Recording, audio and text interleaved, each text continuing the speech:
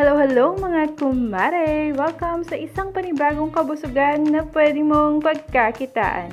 Today ay gagawa tayo ng Mango Graham Bucket Float o kaya naman ay Mango Graham Ice Cream. Kaya kung interesado ka, just keep on watching.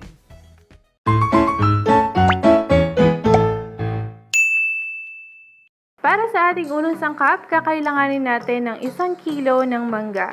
Pwede nyo itong dagdagan, depende sa panlasa ninyo at pwede nyo ring bawasan.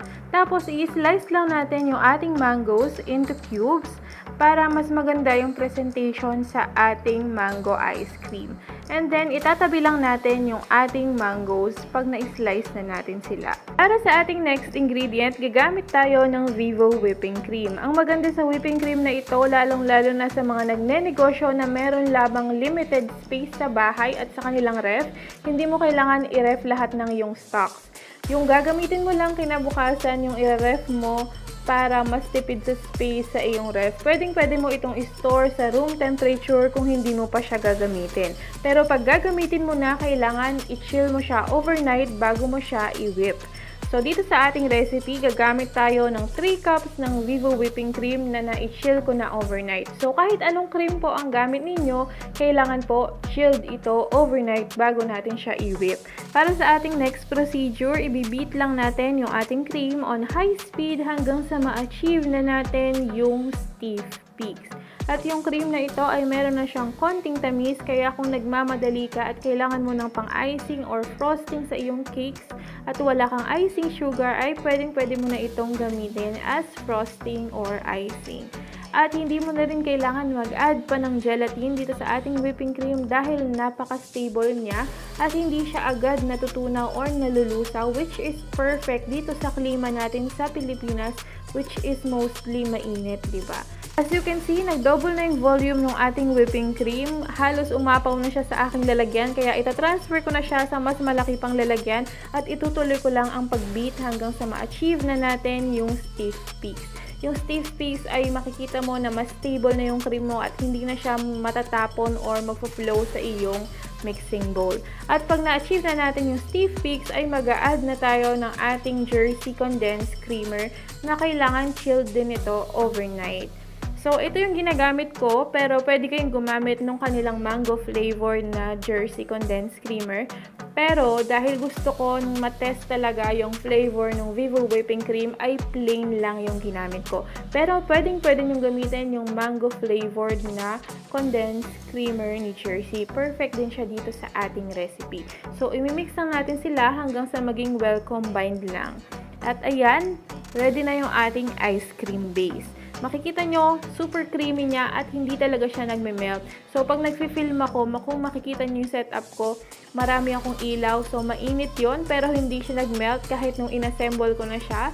So, gumamit ako dito ng 1 liter ng bucket tub. Ito yung mga bucket tub na trending ngayon, kaya ito yung gagamitin natin.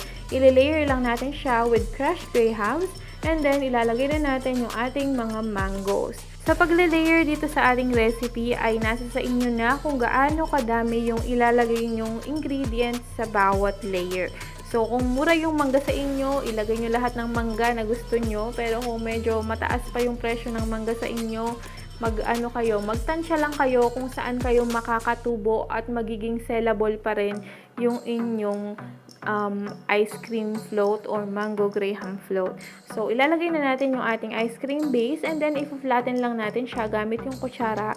Yung ginamit ko dito yung kutsara, medyo binend ko siya ng konti para mag-flatten siya. Tapos, another layering. Ulitin nyo lang yung proseso ng pagle-layer. Again, nasa sa inyo na kung gaano kadami yung ilalagay ninyo. So, itong Vivo Whipping Cream ay mabibili siya sa mga baking supplies or baking stores. Pwede rin kayo pumili sa online, sa Shopee at Lazada.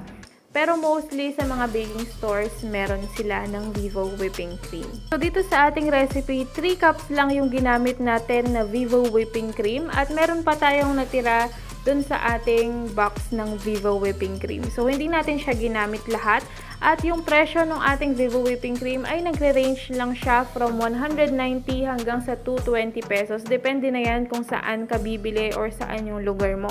So, affordable pa rin siya at hindi mo lahat siya ginamit. Pero alam nyo ba kung ilan yung nagawa natin? 3 cups lang yung ginamit natin, pero yung nagawa natin dito sa ating recipe ay 3 buckets na equivalent to 3 liters ng ice cream. So, isipin mo yon, 3 cups lang yung ginamit mo, pero nakagawa ka ng 3 liters ng mango Graham ice cream. So, pagkatapos nating mag-layer ng ating mga ice cream float, ay i-cover lang natin ito at i-chill natin sila or i-freeze natin for at least 6 hours. At ayan mga kumare, ready na ang ating mango Graham float or mango Graham ice cream in a bucket. Sa mga magtatanong kung saan ko po nabili yung aking mga buckets or containers na ginamit, nabili ko po ito sa Shopee sa halagang 28 pesos ang isa. So, kung magnenegosyo kayo, pwede nyong gamitin ito. At kung wala kayong mahanap nito, pwede rin kayong gumamit ng mga microwavable tubs na usually ginagamit natin sa mga ice cream float. Ayan. At kung yung mga 500 ml na microwavable tubs ang gagamitin ninyo, makakagawa kayo dito ng 6 tubs. Diba? Ang dami mo nang magagawa sa 3 cups ng Vivo Whipping Cream.